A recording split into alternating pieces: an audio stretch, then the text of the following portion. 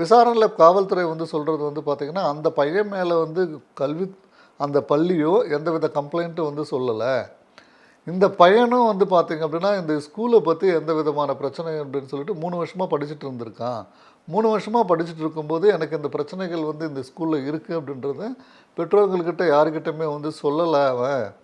So அப்படி இருக்கும்போது வந்து எப்படி திடீர்னு வந்து பள்ளியின் மேலே வந்து குற்றம் சாட்ட முடியும் அப்படின்ற மாதிரி இன்றைக்கி வந்து விசாரணையில் வந்து தெரிய வந்திருக்கு அப்படின்றது வந்து சொல்கிறாங்க.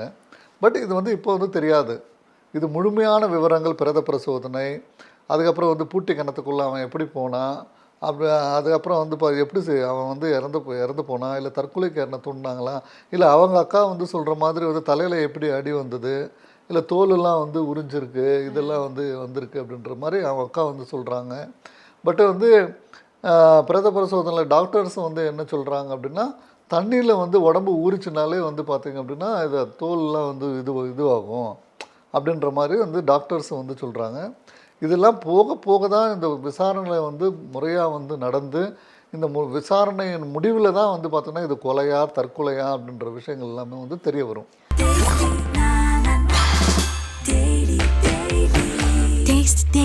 Taste the Daily.